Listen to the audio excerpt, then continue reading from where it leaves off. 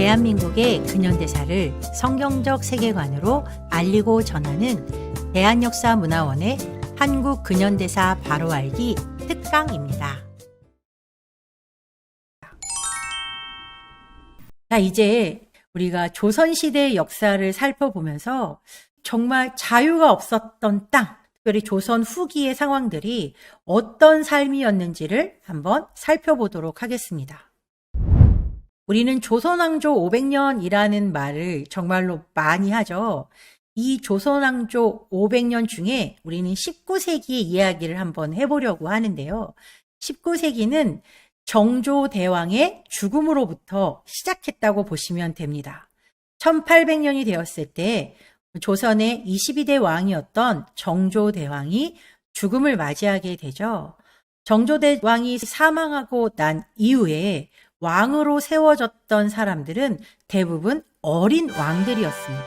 그래서 이 어린 왕이 즉위하자 스스로 정치를 할 수 없는 이 어린 왕을 앞에 세우고 뒤에서 일가 친척들이나 아니면 권력을 가지고 있는 자들에 의해서 세도 정치가 시작이 되는 거죠. 정조대왕 이후에 순조로부터 철종에 이르기까지 약 60년 동안 안동 김씨와 풍양 조씨의 세상이었다고 해도 과언이 아닐 만큼 조선의 19세기 중후반은 계속된 세도 정치로 나라가 혼란을 겪고 있었습니다. 그 세도 정치의 영향으로 삼정이 문란해졌는데요. 이 삼정이라는 것은 세 가지 세금을 말하는 거죠. 조선의 백성들에게 쥐어졌던 이 아주 무거운 세 가지 세금은 바로 전정, 군정, 한곡이었습니다. 땅에 매기는 세금, 또 군대 가는 대신에 내는 세금, 이 백성들의 어려움을 달래기 위해서 곡식을 빌려주고 싼 값으로 다시 되갚을 수 있게 해주는, 사실 어찌 보면 되게 좋은 제도 같아 보이지만 이것들이 세도 정치에 의해서 완전히 퇴색되면서 오히려 백성들에게 무거운 짐만 쥐어주는 악순환을 반복하게 했던 거죠. 예를 들면 전정 같은 경우에 땅에다 매기는 세금인데 옆집 사람들이 죽거나 사라졌을 경우에 그 땅의 세금을 다른 사람이 지게 하는 것, 터무니없는, 그리고 장부들을 막 조작해가지고 세금을 막 천정부지로 올려놓는다든지, 그리고 군정은 1살짜리 아이에게도 이미 돌아가시고 없는 할아버지에게도 군정을 내라고 하는 그런 상황들. 이런 상황들 속에서 많은 백성들은 스스로 노비가 되는가 하면 산으로 올라가서 화적이 되는 그런 상황들이 계속해서 벌어지고 있었던 거죠. 백성들의 삶은 점점점 어려워졌고 조선의 경제는 파탄의 직전까지 이르게 되었던 겁니다. 이런 상황 속에서 농민의 난이 계속해서 발생하게 되는데요. 1811년 홍경래 난을 시작으로 해서 전국 각지에서 크고 작은 농민의 반란들이 계속해서 일어나게 된 거죠. 이것은 정치의 잘못이었고, 그리고 이 정치 상황 가운데에서 나만 아니면 된다라고 하는 안일한 태도가 바로 이런 상황들을 불러오게 됐다는 거죠. 이 아무개 땅 조선, 이렇게 어려움을 겪고 있었던 아무개 땅 조선은 도대체 어떤 삶을 살고 있었을까요? 이 그림을 보니까 소 위에 큰 나무 틀이 씌워져 있는 것을 보실 수 있을 거예요. 이것을 우리가 멍에라고 부르죠. 이 멍에라는 것은 밭을 갈거나 아니면 물건을 싣고 갈 때 밭을 가는 기구나 또 마차 같은 것을 끌고 가는 힘을 지지해 주기 위해서 소나 말의 목에 거는 지지대를 말하는데요. 이 지지대의 무게는 적게는 20kg 이상 아니면 40kg가 넘는 것도 있다고 하죠. 사실 이 멍에 하나만 쥐고 있는 것으로도 엄청난 고통이었을 것 같아요. 이것은 짐승들에게만 해당되는 것이 아니었고 눈에 보이지 않지만 조선시대의 백성들에게도 이 종의 멍에가 메워져 있었다는 거죠. 도대체 조선 백성들에게 씌워진 종의 멍에는 어떤 것들이 있었을까요? 왕정제도가 있을 거고, 신분제도, 또 우상숭배, 또 음란과 여성천대, 질병과 가난, 무지와 문맹, 사실 이것보다도 더 많은 종의 멍에가 존재했을 거예요. 지금 이 시간에는 왕정 제도의 멍해가 도대체 백성들에게 얼마나 무거운 멍해였는지를 살펴보도록 하겠습니다. 조선은 왕이 주인인 나라였어요. 지금 우리가 사는 대한민국은 국민이 주인인 나라죠.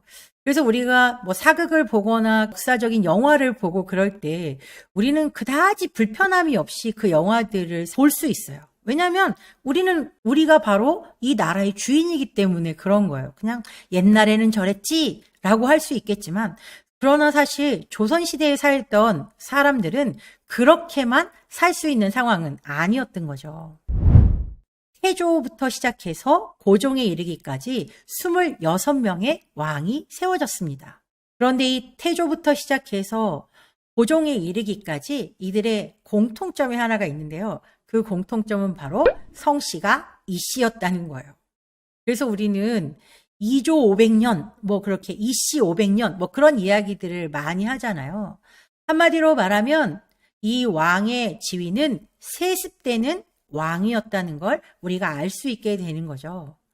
아버지가 아들이었으니까 아들이 당연히 왕이 되는 그런 구조였다는 거예요. 능력 있는 사람이 통치권을 가지는 것이 아니라 그저 아버지가 왕이었기 때문에 아들도 손자도 그 다음 때도 왕이 됐었다는 거죠. 그리고 이 왕들의 마음속에는 이 나라가 절대로 백성을 위한 나라가 아니라 나 자신, 왕을 위한 나라라는 그런 생각을 가지고 있었다는 거예요. 그런데 문제는 이 왕이 선하고 훌륭한 생각을 가진 왕이라면 별 문제가 없었겠지만, 그러나 간혹 정말 악한 왕들이 많이 등장하잖아요. 그러니까 그런 왕들이 세워졌다고 생각하면 그 고통은 고스란히 백성의 몫이 된다는 게 문제였던 거죠. 1864년 1월에 철종이 사망을 하게 되고 대원군과 조대비의 계략으로 흥선대원군의 둘째 아들인 이명복이 철종의 양자로 입적되어서 왕으로 추대되게 되죠. 바로 그가 고종이라는 왕이었습니다. 조선시대, 그러니까 조선이라는 이름을 가진 나라의 마지막 왕이자 대한제국의 일대 황제로 즉위하게 되는 이 고종은 11살의 나이에 왕위에 즉위를 하게 되는데요. 처음부터 그가 정치를 한 것은 아니었고 그 당시에 약 10년 동안은 아버지였던 흥선대원군이 그 당시에 조선에 흐르고 있던 여러 가지 부패한 상황들을 개혁하면서 10년을 대리 통치하는 기간을 가지게 되죠. 쇄국 정책이나 기독교를 탄압하는 것 등의 실수를 저지르기도 했던 흥선대원군이지만 사실 그가 조선의 뿌리 깊은 여러 가지 폐습들을 개선해 나간 것은 사실이었거든요. 아버지의 그런 점은 좀 닮았으면 좋았을 뻔했는데 고종은 그렇지는 못했습니다. 고종은 1873년 11월 4일에 친정을 선언하게 되죠. 아버지를 밀어내고 내가 진짜 왕의 지위에 오르겠다라고 하면서 내가 친정을 선언한다라고 하며 드디어 왕의 자리에 올라가게 되는 거죠. 그런데 그 사람의 속마음에는 그저 내가 제대로 된 정치를 해보겠다라는 것이 아니라 내 맘대로 할 거야 라는 마음들이 훨씬 더 컸던 것 같아요. 통치자가 된다는 것이 얼마나 큰 책임이 따르고 그 책임에 따라서 많은 무게의 짐을 짊어져야 된다는 것은 생각하지 않고 그저 내가 원하는 대로 사는 삶이 왕의 삶이라고 착각했던 것이 바로 고종이라는 왕이었습니다. 고종에 대한 평가는 이런 것들이 있는데요. 군사와 국방, 정세에 무능한 왕이었어요. 그래서 흥선대원군이 열심히 국방력을 강화했던 것을 다 허물어 버리는 그런 왕이 되어버렸죠. 그리고 국가의 안위보다 정권의 안위가 훨씬 더 우선이었어요. 나라가 어찌 되던 말던 나만 편안하면 돼 라는 그런 생각을 고종이라는 왕이 가지고 있었다는 거죠. 또 경제 무능? 정말로 이 경제적으로 어떻게 이 나라를 잘 먹고 잘 살게 할까? 그런 거엔 관심도 없었고 사치가 어마어마했죠.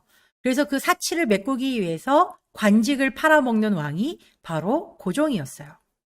더군다나 왕비였던 민씨의 일가 친척들을 등용하면서 정말 이 민씨 세력에 의해서 나라를 파탄으로 끌고 갔던 왕, 결국은 자신의 이익만 추구했던 왕, 왕은 부자였는데 나라는 가난한 구조, 그런 구조가 바로 고종이 만들어낸 조선 말기였다는 것을 우리가 기억했으면 좋겠습니다. 조선을 망국으로 이끌어갔던 이 고종, 그런데 참으로 놀랍게도 지금 대한민국 안에는 이 고종을 향한 또 민비를 향한 이상한 판타지가 있는 것 같아요. 2000년대 초반부터 명성황후라는 뮤지컬이 막 시연되고 또 몇 년 전에 방영했던 미스터 선샤인이라고 하는 이 드라마에서 보면 뭐 민비 얘기는 많이 나오지 않지만 고종에 대해서 정말 나라를 엄청나게 걱정하는 임금처럼 뭔가 의협심이 있는 그런 임금처럼 묘사되고 있죠. 이 명성황후나 이런 드라마들에서 이들을 보는 관점은 조선을 위해서 목숨을 바친 왕비, 또 그리고 비운의 개혁군주, 힘이 없기 때문에 어쩔 수 없이 나라의 뺏김을 보면서도 어쩔 수 없었다. 그런 상황들이 이 드라마 속이나 영화 속 뮤지컬에서 엄청나게 많이 퍼뜨려지고 있죠. 명성황후는 드라마로도 나왔었는데 내가 조선의 국모다라고 하면서 장렬히 죽어가는 그런 장면들.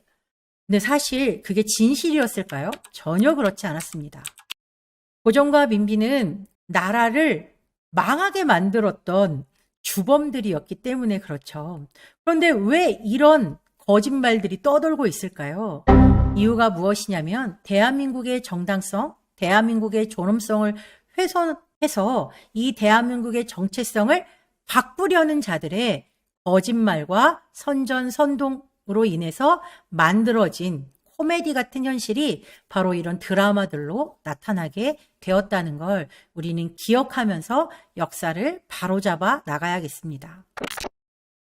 고종과 민비는 사치가 엄청나게 심했어요. 그래서 그 사치를 메우려고 매관 매직을 했고 그러면서 민씨 일가들을 막 등용을 하기 시작했거든요. 민씨의 세력이 국가 관리의 70%를 차지할 정도로 민씨의 천국이 되었던 나라가 바로 조선이었어요.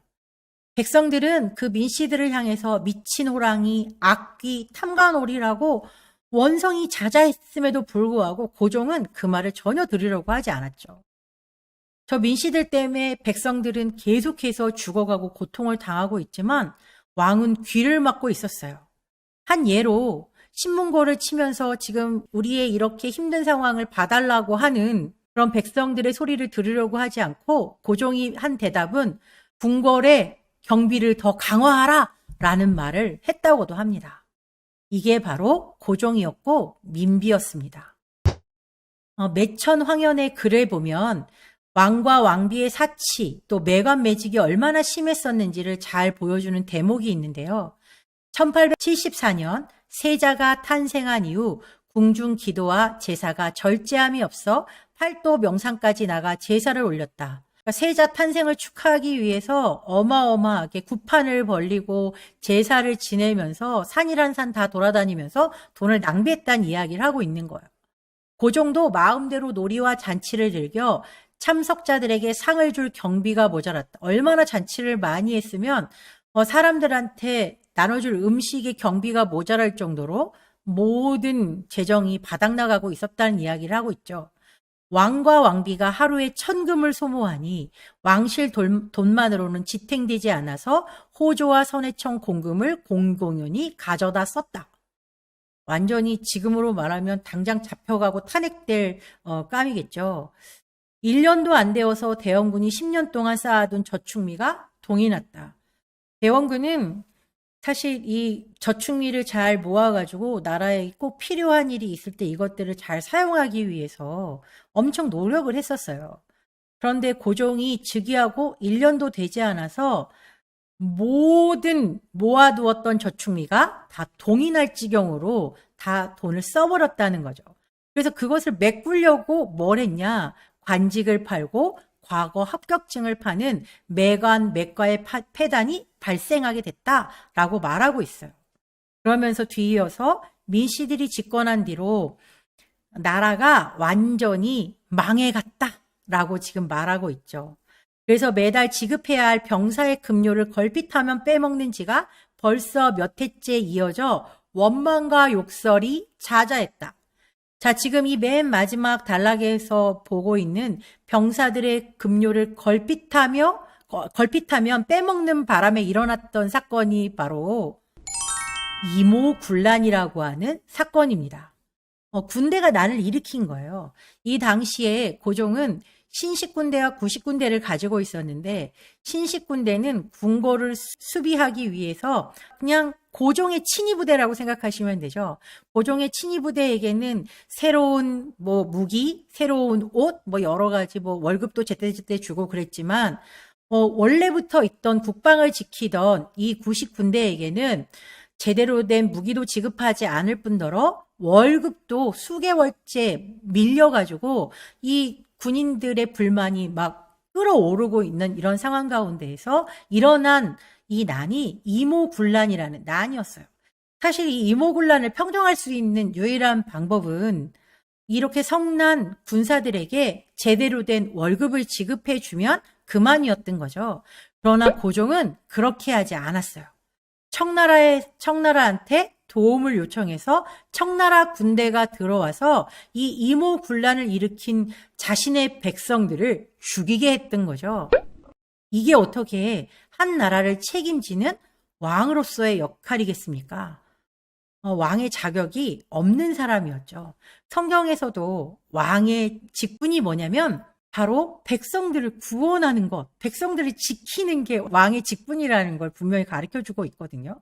그런데 고종이라는 사람은 그런 직분을 전혀 수행하지 못한 바보 같은 왕이었다라고밖에 표현을 할 수가 없을 것 같아요. 이때 약 3,000명의 청나라 군대가 진입을 하게 되면서 그때부터 조선은 더욱더 청나라의 속국이 되어 있는 상태가 되었어요.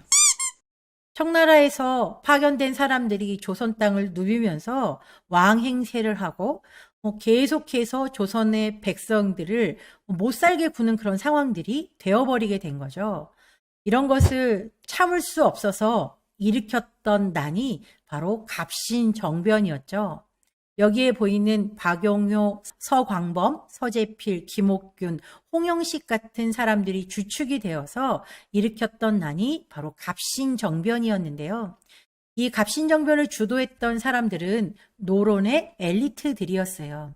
이들은 더 이상은 이 중국의 속박 속에서 살 수 없다고 느꼈고 왕에게 제안을 하죠. 민씨 일가와 민씨 세력들이 지금 이 나라를 망치고 있으니 왕이시여 제발 우리와 함께 저들을 몰아내고 정말 이 나라가 온전한 나라로 흘러갈 수 있도록 우리에게 힘을 보태주십시오. 고종이 뭐라고 했을까요? 안 된다고 했을까요? 아니에요. 그래, 내가 자네들의 뜻을 따라주겠네 라고 이제 말을 했던 거죠. 그들이 주장하는 바는 이거였어요. 청나라로부터 독립을 하자, 부패 정권을 타도하자. 그런데 이게 좀 잘못됐죠. 무력을 사용해서라도 하자. 그래서 민씨 일가들을 완전히 숙청하려고 궁궐 전체가 피바다가 되는 그런 사건들이 벌어지게 됐습니다. 물론 민비는 도망을 치게 되죠. 그러니까 그런 상황들을 본 고종은 너무 겁을 먹고 어떻게 하게 되냐. 바로 청나라 군대를 끌어들이게 되는 거죠. 고종의 배신으로 청나라 군대가 들어오게 되고 이 갑신정변은 3일 만에 막을 내리게 됩니다. 근데 이 갑신정변을 도왔던 사람들이 누구였냐면 바로 일본이었기 때문에 이 청나라와 일본이 작은 충돌을 할 수밖에 없게 됐죠. 이 갑신정변이 끝나고 난 이후에 일본과 청나라는 조약을 하나 맺게 되는데요. 그 조약의 이름이 바로 텐진 조약이었어요. 이 텐진 조약의 주요 내용 중에 하나가 바로 청나라 군대가 조선에 무슨 이유로든지 들어오게 되면 일본도 들어올 거야 라고 하는 거였어요. 우리가 이런 것들을 잘 감안해서 정치를 잘 해나갔어야 되는데 고종은 그것을 잘 하지 못했죠. 결국 이 텐진 조약으로 말미암아서 청일 전쟁의 빌미를 제공하게 됐던 거예요. 알렌 선교사는 고종에 대해서 이렇게 이야기합니다. 구말리를 다니고 상하 4,000년 역사를 봤지만 대한제국 황제와 같은 사람은 처음이다.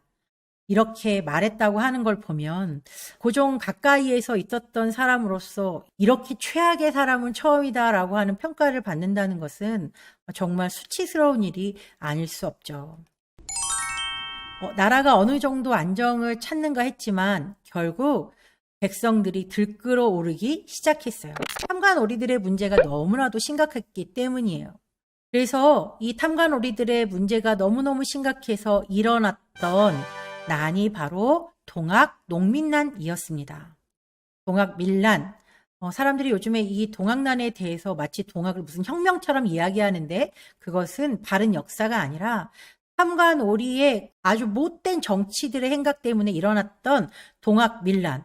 이 밀란을 해결하자면 방법은 아주 단순했어요. 탐관오리를 다 내어 쫓으면 그만이었는데 고종은 그렇게 하지 않았어요. 그리고 그는 아주 바보 같은 선택을 하는데 청나라 군대를 불러서 백성들을 잡으라고 말한 거예요. 그리고 그들을 향해서 괴수다라는 표현을 쓰고 있죠.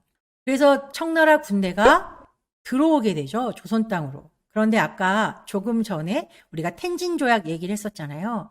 그 텐진조약에 따르면 청나라 군대가 조선에 들어오면 일본 군대도 조선에 들어온다. 일본 군대 역시도 조선에 들어와서 일어난 전쟁, 바로 이것이 청일 전쟁이었어요.